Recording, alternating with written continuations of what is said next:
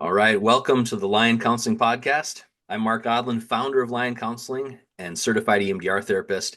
And this is Zack Carter, counselor and coach. Our mission is to help men obtain success, purpose, happiness, and peace in their career and their personal lives. And today's topic is on anger. Why am I so angry? Understanding the roots of rage. Escape the cage now. Be the lion you was destined to be. Born ready for the war, now my effort is free. The level's been set, time to wrestle the beast. Testing my G, it's getting heavy indeed. The struggle I embrace now, never retreat. I see the test as a blessing indeed. I'm taking steps on the treacherous peak. Now it's destined to be. I'm on my destiny's feet. Shine with the one piece. All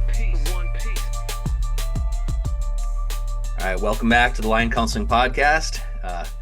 As always, good to see y'all. And Zach, good to see you this morning. Hey, welcome everybody. Good to see you too. Yeah, so anger. All right. Well, I'm excited to talk about this today with you, Zach, because I feel like we tackle it from different angles, but related. There's overlap in what we do. Again, me coming from more of an EMDR therapy perspective, you coming from more of a CBT perspective. And I'll just kind of maybe dive in to that EMDR perspective. I know we've talked a lot about metaphors that kind of help explain how we approach things. And with EMDR, I compare it to emotional surgery, right? Emotional surgery in the sense that if someone's coming to me looking for like super practical advice, like, hey, I've got a lecture to give, a talk at work, I need 5 tips to do this. I'm like, well, I could do that, but it's not my sweet spot, right? I'll be like, well, I don't know. I think we need to dig deeply into your past. And it's not everyone's cup of tea. But typically, when someone comes to meet with me, one of the guys that we typically work with, a lot of times they're pretty high functioning. They're rocking it in a few areas of life, but they're on the edge of burnout. Their marriage is suffering. Something's starting to crack a little bit, and they know they need a little extra support. And in my opinion, there's a huge need for both approaches. There's a need for that practical side, um, not only after that emotional surgery, but even in preparation before. And I've shared with you before, Zach, that when I work with guys who have done a lot of CBT before they find me, the EMDR seems to go so much faster because they've done the work already. They kind of have this truth. They've worked on core beliefs. They've worked on what's lies, what's truth, the relationship between thoughts and feelings. And so it's fun to work with those guys. So I appreciate appreciate the work you're doing there. Oh yeah, absolutely. Yeah. Yeah.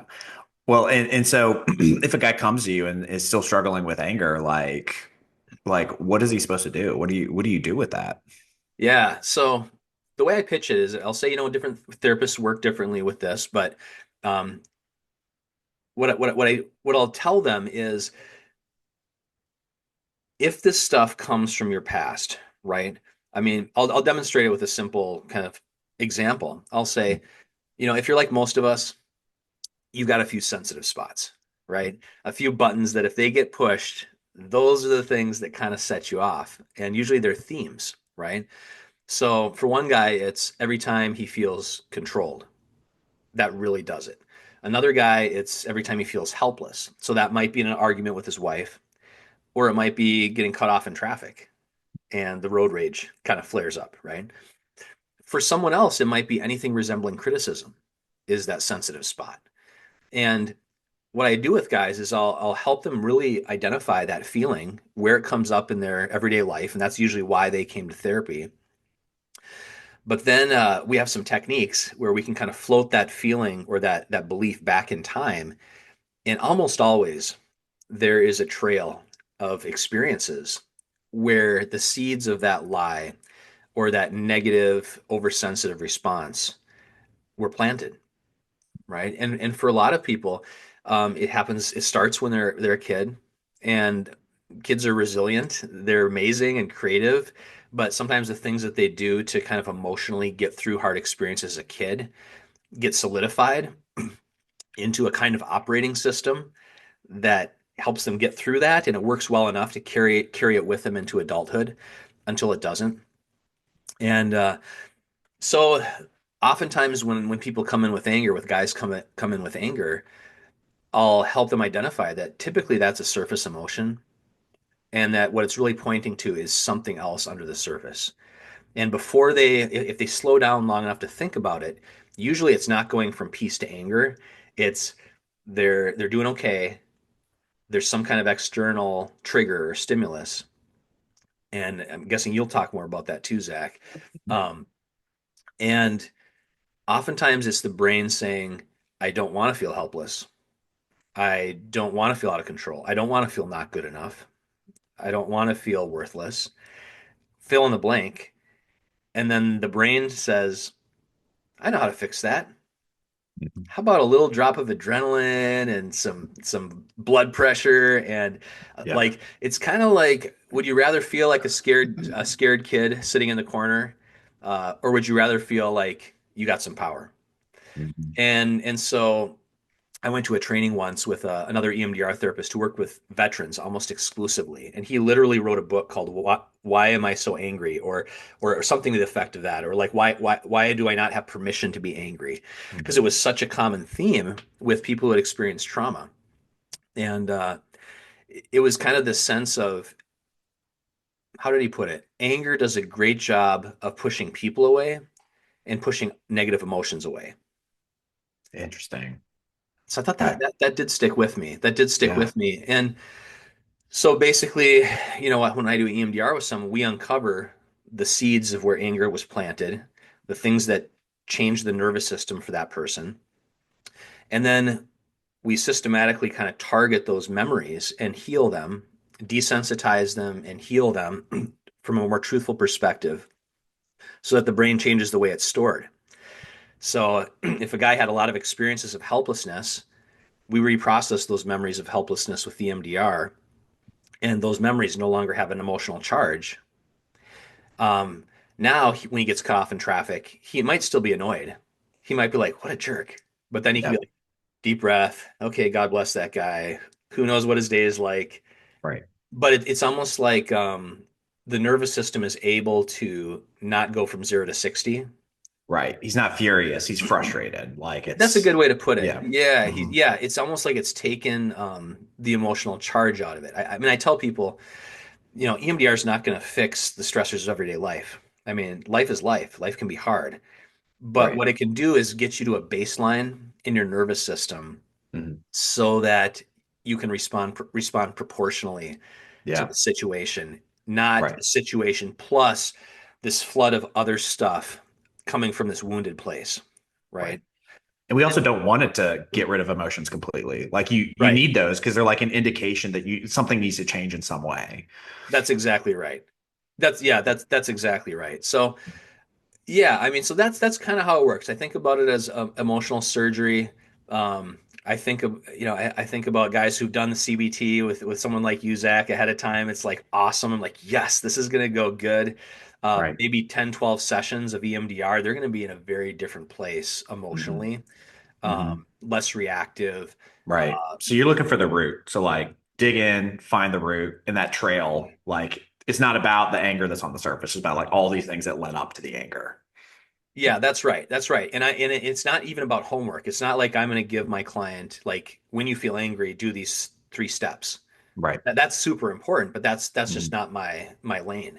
Yeah. Mine's going to be more like, yeah, learn those 3 steps from Zach, Hmm. and Hmm. hopefully we can knock out some of this stuff in your brain and calm it down in such a way where you don't have to use those 3 steps quite so much, Hmm. because you just don't have that big response anymore in your Hmm. nervous system. Um, but then, life happens and people need skills too, right? So it's like Right. sometimes the CBT will be before EMDR and sometimes Hmm. it'll be after EMDR. Yeah. Yeah. And I feel Either like it way. just Hmm. dovetails together pretty good. So Yeah. yeah. They complement each other. That's so cool. Well, that was a really, really great explanation of like, hey, if you're really struggling with anger, sometimes it's in past stuff. Not always, but sometimes it's like really deeply ingrained past things that need to be worked through and processed in order to kind of like let go of some of that anger. Yeah. Hmm. Yeah, I think so, Okay. Zach. And I Hmm. think the final thing I'd say about that is sometimes people can be a little skeptical. Understandably, I tell people, yeah, I wouldn't blame you. Be skeptical Mhm. when a therapist or a counselor is trying to, explain something. But there is kind of a science to it. So it's not just, new age fluff, right? It's like there's a science to what we do, and it's been Mhm. proven through research, which is good. There's some backing. It's not just our experiences as a therapist. Right. But sometimes my clients can latch onto a basic idea. Mhm. We all tend to have a core negative belief about ourselves that tends to pop up in our worst moments. Again, Mhm. the I'm helpless, I'm out of control, I'm not good enough, I'm a failure, fill in the blank, right? I'm not safe.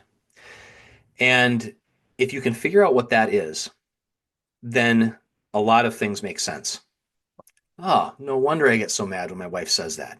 No wonder I get so angry, so frustrated, then angry when my boss does this. It's because they're all hitting that raw nerve. They're all hitting that negative belief. And so for me, I try to uncover that. What is the negative belief? Where did it start? How can we heal it at its source so that next time, once it's healed, you get poked, it doesn't hurt as much anymore, right? Right. The Right. Right. surgery has Right. taken place. It's healed naturally. Mhm. There's no longer that raw wound. It's been stitched Mhm. up. There might be a scar there, but it's no Mhm. longer sensitive to the touch. Mhm. And so that's yeah. But as I'm saying all this, I know, Zach, you kind of have, I don't know if a program is the right word, but you kind of have a set of ideas that a lot of your guys find helpful Yeah. around dealing Yeah. dealing with, is that right? Dealing with the anger? Yeah, absolutely. Yeah. So I usually like to start like biologically with like what is like the biological purpose of anger. Right. And so in our limbic system, in the brain, we have the fight, flight, freeze, flee response. Fight, flight, freeze, fawn is what I meant to say. Fight, flight, freeze, fawn, right?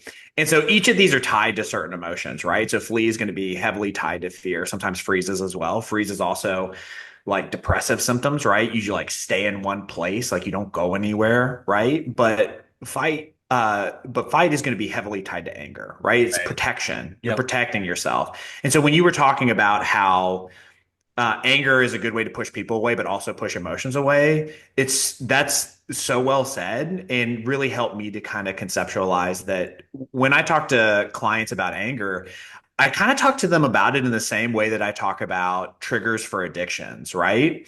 That Ah, people say, like, oh, pornography is my problem, or alcohol is my problem, or drugs are my problem. I'm like, that's a problem, but that's actually secondarily. You got all these things going on in your life. You hate your job, you're divorced, your kids don't speak to you, whatever it is. And then, like, here's this thing that comes in and says, hey, I'll take care of you, I'll numb you out. I think of anger kind of the same way. So if huh. anger is the fight response, it's the protective response. Yeah. And so it's something is going on. You're disappointed that you didn't get that promotion. You're overwhelmed by all the problems in the family currently. You are feeling guilty around past actions you've taken. And if somebody brings it up, the anger comes in and says, don't worry, take a step back. I Right. got Right. you, bro. I got you, bro. Yeah. And so when I'm working with clients around anger, I first wanted to start by just saying, like, hey, anger is not the main issue. The main issue is all the stuff that's not being fixed Yeah. underneath the surface. So similar to you, I'm focused less on the past. So yours is like, hey, the thing underneath is like past issues, which is 100% true. But if you're looking at the present as well, it's like, here are the things that are going on in your life. Right. And then the anger comes in secondarily and says, hey, I'll fix that problem for you. Right. Yep. And anger isn't inherently wrong. Anger does give us the motivation to finally say that thing to the boss, like, hey, you're going to stop taking advantage of me. Hmm. Or saying to the person that's being a jerk to you, hey, you're not going to speak to me that way, right? The Yep. anger is there to help protect you, but it can get out of control. So Yeah. that's kind of where I start with clients. And so, what do we do about this? Like, how do we begin to decrease the anger? Well, like we keep talking about, since cognitive behavioral therapy, CBT is my background, I'm thinking of it in terms of thoughts, emotions, Yep. behaviors. So if we start with thoughts, when you're angry, you typically go to all or nothing thinking. This is all good, this is all bad, right?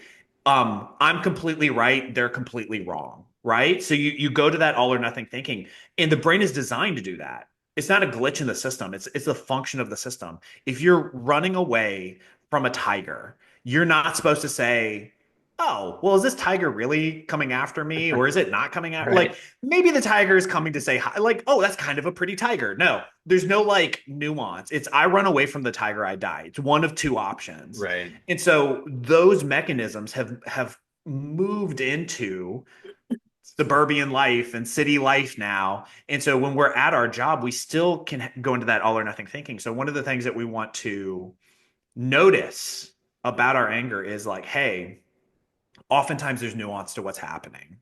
And it's not all their fault or all my fault. Right. There's nuance, right? They're not all right and I'm not all wrong, or I'm not all right and they're all wrong, right? There's nuance. So that's the first place I'd start is thoughts. Emotions, we want to name it, right? So I've probably said this in other podcasts. You name it to tame it. So if you're feeling angry, you can just say that. You're like, man, I'm so frustrated right now. And that doesn't make the anger completely go away, but it makes it go down a little bit. If you're at a 9 out of 10, maybe you go to an 8, maybe you go to a 7, right? It Yeah. helps just a little bit. And maybe that's just enough Yeah. to make sure that you don't yell and cuss out the boss or your wife, Yeah. right? Yeah. Um, then lastly, thinking about behaviors, oftentimes what I tell clients is we want to be proactive versus reactive. And so if you're not taking care of yourself, if you're stressed out, you're not taking care of that stress. If you're sad, you're not fixing the problems around that sadness. Um, whatever it is, you're going to be more likely to get angry, right? So self-care is huge. So are you exercising? Um, are you meditating, prayer, whatever it is you do to like calm the system down. Yeah. And so if you're consistently working on these things, right? Physiologically slowing down your central nervous system, with eating right, exercise, like I said, meditation, these kinds of things, prayer, then you're gonna keep blowing up, right? You're gonna keep being Yeah. angry. So being proactive on the front end is going to be huge. A lot of guys are like, once I'm angry, what am I supposed to do? It's like, why don't we work on the front end? Like let's work up, like let's try to Yeah. prevent the anger. Let's try to prevent the explosion ahead of Yeah. time. And so that's kind of the way I would approach it as far as thoughts typically are all or nothing. Anger or emotions, we want to name it to tame it. And behavior, here's like taking care of yourself ahead of time so you're less Yeah. likely to do it. Any thoughts on that, Mark? Oh, no, that's so helpful, Zach. I mean, right off the bat, what you were saying about anger not being inherently wrong. I mean, I Mhm. think there are a lot of guys who've not really heard that named. And I Mhm. think because the experience of anger can be a mixed bag, like it can get us in trouble and it can sometimes not feel pleasant. Um, although again, we've touched on it might feel preferable to some of those other Mhm. emotions, right? That's Oh why it yeah. swoops in and rescues us from those Mhm. other negative emotions. But even there it is. Even I let it slip out. Negative emotions, right? It's like we Mhm. categorize things as the good emotions and the bad emotions, but really, as I've heard you talk about this in other podcasts too, but like they have survival value. I mean, and from that, like faith perspective, a lot of guys come from that worldview. It's like maybe that's how God wired us, like Mhm. emotions to keep us alive, to keep us connected to people, to protect us from danger. Mhm. And but if it's misfiring and we're getting angry in the wrong context where it doesn't actually protect us, it actually makes things worse. It's worth taking a look at, right? It's worth taking a look at. And but yeah, I mean, I just really appreciate the ways that you bring those skills and education to clients, and it's always fun for us to talk because I'm like, oh, that's right, that's a good one. Like I could steal that one from Zach and sprinkle that in with my I've client. stolen a few things from you as well. But yeah, no, I mean it's really good because oftentimes our clients are really just knocking it out of the park in one area of their life. And they think just because they're smart and just because they're hardworking, that'll naturally translate into every domain of their life. And that's not always the case. Like when it comes Yeah. to parenting, when it comes to relationships, when it comes to emotions, Mhm. um, if you didn't grow up with that modeled for you, or no one ever taught you, like how Mhm. would you know? Mhm. Right. So it's just another area of life to master. So um, so yeah, I appreciate this, Zach. I mean, it makes me curious. Do you find that like with the clients that you work with, there's kind of like a quote unquote typical presentation of like where the anger is showing up in their life, or is it different for everybody? Or do you see themes of like Mm. where the anger is and what's underneath it. Are you seeing some patterns? You know, off first thought, I don't notice main patterns, but I'll talk about myself because Okay. if I get angry, which I'm definitely not immune from, um, I've just learned to take a second to think a little bit more deeply, right? And usually, I think two big ones that come up for me a lot is overwhelm. So like Yeah. a lot of stress. If I feel like a lot of stuff is going on, we've got a newborn. Yes. We got a newborn. My wife is working. I'm working. So when you're like talking to your wife and she's trying to ask you a question, a baby screaming at you as you're holding it, you're like, what are you trying to tell me? And it's like, what is that? Like, am I Uh, actually angry at her? No, I'm like overwhelmed because yeah, good like point. she's got a lot going on. I've got a lot going on. And, I think disappointment is another big one that comes up for me that like if I was hoping something would happen and Huh. something different happened, anger steps in, says, "All right, let's take care of this," right? And so you were talking about road rage. That's fear, right? Like anger happens so quickly, especially in men. Like they Yeah. assume anger is the first thing that they feel oftentimes. And that's not like if someone cuts you off, what's actually going on in that moment? Yeah. What's actually going on is that you're afraid for your life because someone else is putting you at risk. Hmm. So first you're going to feel fear and then the anger, right? Then you lay on the horn, then you drive aggressively, then you drive too close to them, right? And so if you can take a second, even if you have to do it the next day or a few hours later, because it's really hard to do this in the moment, you can ask yourself, like, what was going on? Yeah. What do I think I was feeling? And if you need help, you can there's something called an emotion wheel. You can Google it and pull it up and like try to pick it out. Try to name the thing that was actually going on. And so oftentimes I'm like, it wasn't about the anger. It was that I was disappointed. It wasn't about the anger. It was that I was overwhelmed. And so I think overwhelmed, disappointment, fear are probably three big ones for me that I notice. Those are usually what's underneath the anger. That's huge. Yeah, I'm really resonating with what you're saying about the overwhelm piece too. Mhm. Because now I'm thinking to myself, man, how do I deal with anger? Like, I'm a Mhm. therapist, I should know this, right?